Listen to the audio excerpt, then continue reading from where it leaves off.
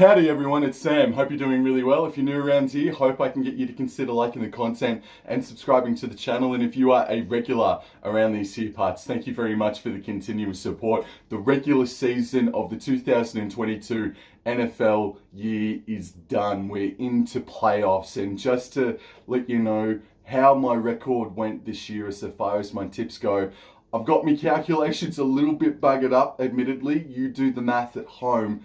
I got myself, from my calculations, 167 correct tips, 99 incorrect, which is awesome that I didn't cross over into 100.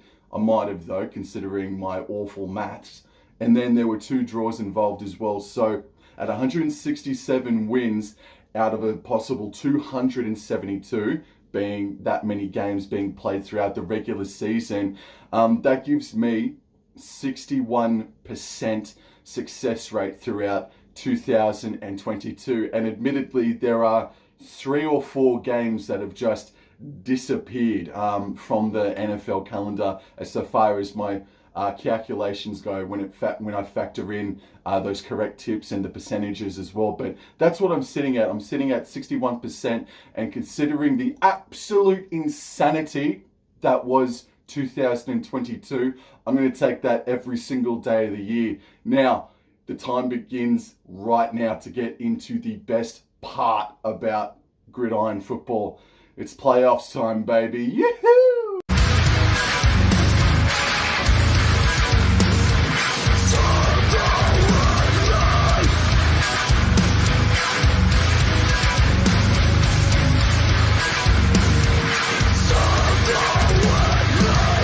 The 2022 NFL playoffs start this Sunday morning from 7:30 a.m. Australian Eastern Standard Time. The San Francisco 49ers host the Seattle Seahawks in an NFC West playoff rivalry game. I cannot wait to watch it, but the bookies, though, are not giving the Seahawks much of a chance.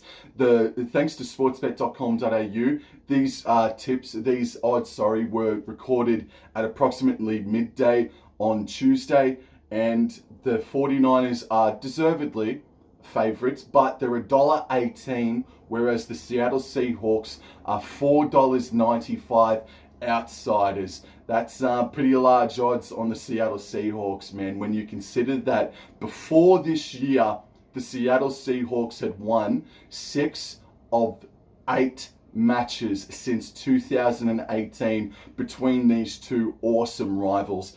They have only ever played 1 time in the playoffs against each other, and it was back in that amazing, incredible 2013 NFC Championship game. If you have not seen highlights, if you don't know the result, if you've never seen it, do yourself a favor and go and watch that game. Yeah, it could be a little bit of bias from me, but Seattle won that day, and I think it's one of the best games I have ever seen. Maybe a little biased, but I think it was just absolutely incredible. The 49ers, they have a massive case to make that they are the favorites among the entire NFL teams that are remaining to be the favorites to take out the Super Bowl this year. They are on a 10-game winning streak, and as far as injuries go, well, they've all timed it very, very nicely, unfortunately. For the 49ers team list news,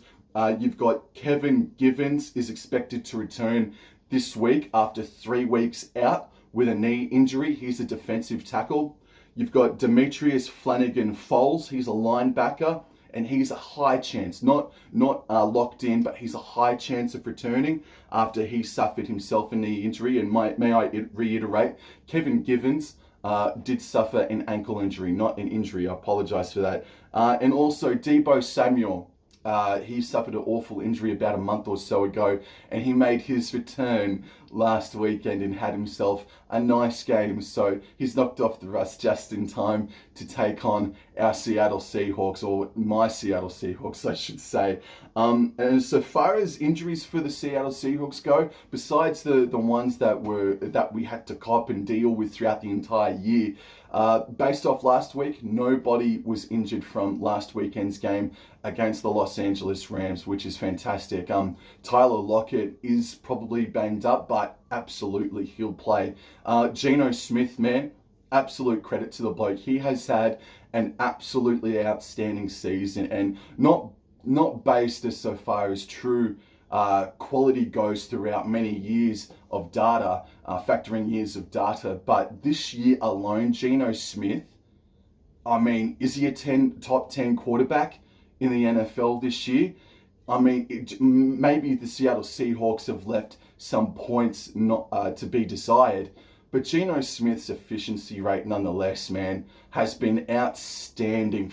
He's been so good to watch, and so happy for the bloke as well. We've done all this, or they've done all this without Russell Wilson. They've done all this amongst so much conjecture. In rugby league terms, to the American audience that may be watching this, the Seattle Seahawks were by and large tipped to be the wooden spooners in 2022, when in rugby league Australian terms, that's bottom of the barrel. That's number one draft pick sort of stuff.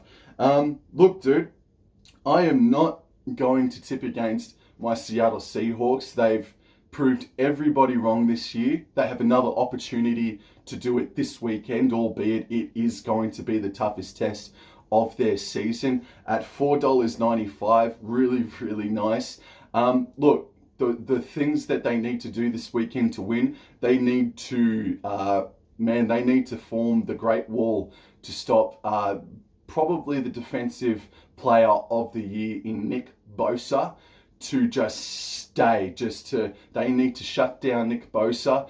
And then the defensive line, they also need to get to Brock Purdy big time, bro. Just the past couple of weeks, the 49ers, they found themselves down against the Arizona Cardinals to start last weekend, but they eventually did end up trouncing the Arizona Cardinals, the 49ers did. And then the week before, they were involved in an overtime game against the Las Vegas Raiders. So maybe it's just the end of season fatigue hitting the 49ers, but hey, playoffs is a completely different beast. And when you factor in that this is a rivalry game, form always goes out the window, bro. So come on, you Seattle Seahawks. This Sunday morning from 7:30 a.m., I'm going to be watching this game absolutely glued to the television. Come on, Seattle, get the job done 1-12 this weekend. The second game of the WildCard Super Weekend comes to us from TIAA Field in Jacksonville, Florida. The Jacksonville Jaguars are hosting the Los Angeles Chargers Sunday morning from approximately 11:30 a.m. Check your local guide for the TV listings. And Jacksonville, surprisingly, I think so anyway, are coming into the game as $1.99 outsiders. And the Los Angeles Chargers are coming into the game as $1.82 favorites. We're going to get into the team list news a little bit, but I think it should be even money. I think, at the moment, $1.99 about the Jacksonville Jaguars is already making me lean that way a little bit. But this is the first ever meeting between these two franchises in playoff history. So there's a bit of, that's a record.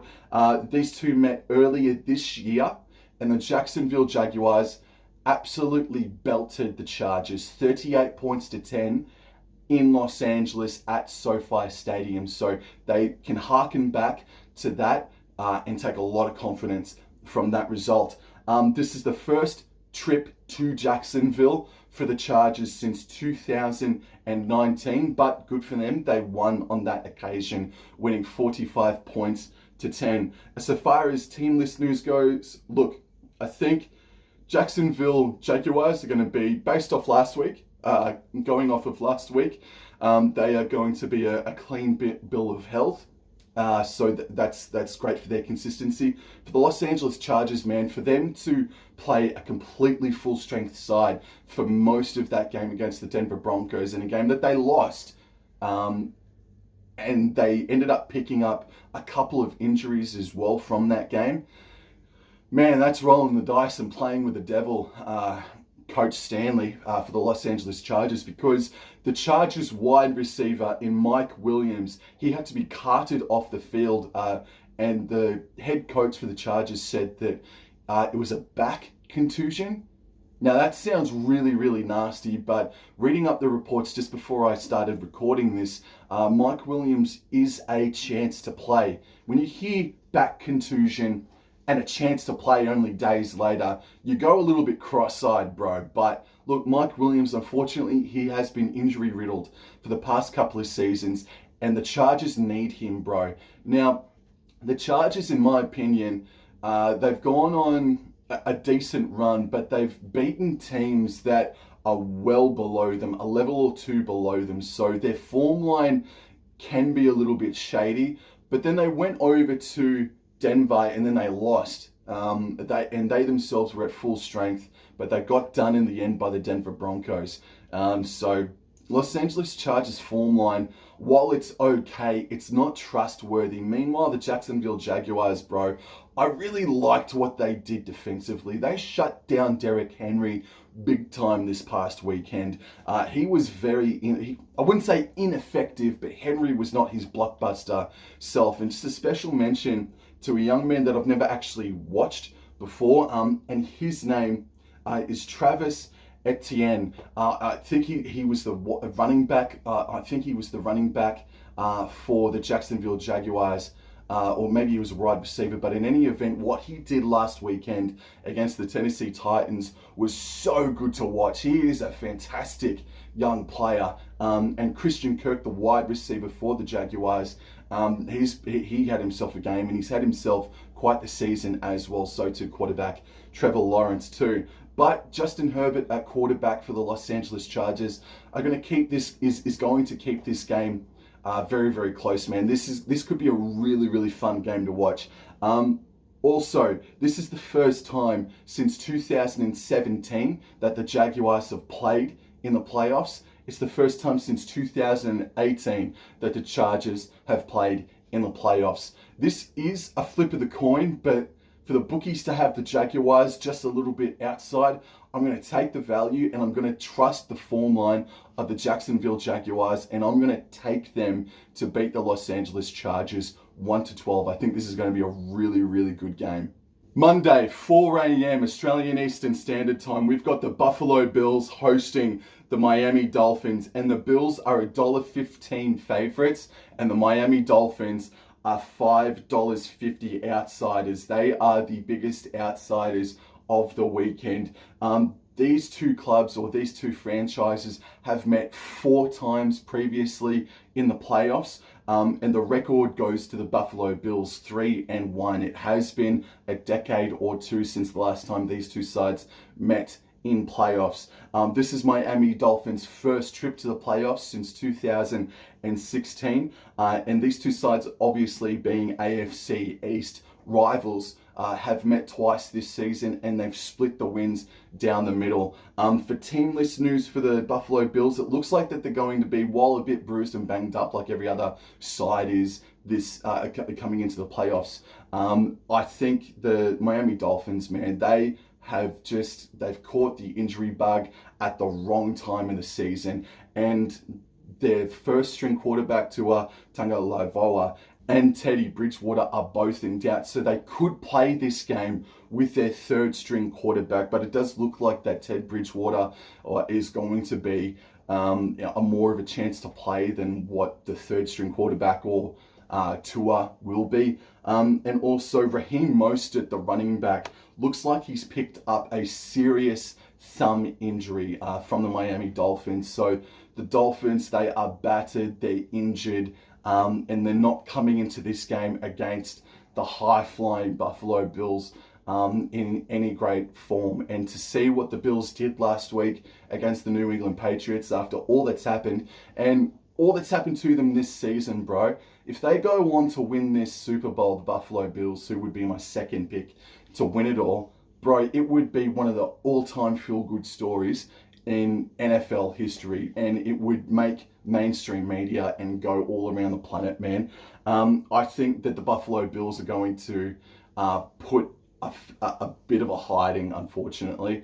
I think they're going to put a bit of a hiding on the Miami Dolphins this weekend, and they're going to win this one by 13 plus. Later on Monday morning, the Minnesota Vikings host the New York Giants from US Bank Stadium, and the Minnesota Vikings, deservedly so, are favourites. They are $1.58 on Sportsbet, and New York Giants are $2.39. These two sides have met 3 times in playoff history, but the last meeting between these two was back in the year 2000. It stands at 2-1 to the New York Giants, the away side. Now, these two sides met only just a few weeks ago in an absolute thriller. The Vikings just scraping past the New York Giants, and the New York Giants record in Minnesota is not good. It's been a really long time since they've won over in Minnesota. For the New York Giants, this is their first trip to the postseason since 2016, and for the Minnesota Vikings, this is their first playoff matchup since 2019.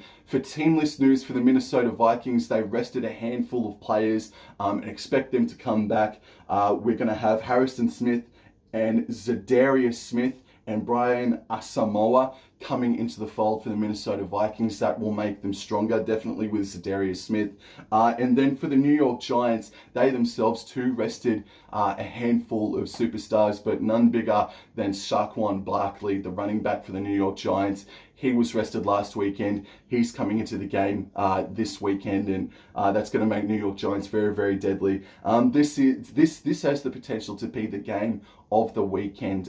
If it's anything like their previous matchup earlier this year, it's going to be a beauty. I do give the Giants a sniff, and Sportsbet do too as well. I can't blame anybody for tipping the Giants considering the inconsistency of the Vikings, but Minnesota, they've just had that magic about them all season long. No matter how bad they play, they can just sniff one out of the fire at any given moment. So I'm going to tip the Minnesota Vikings, not full of confidence.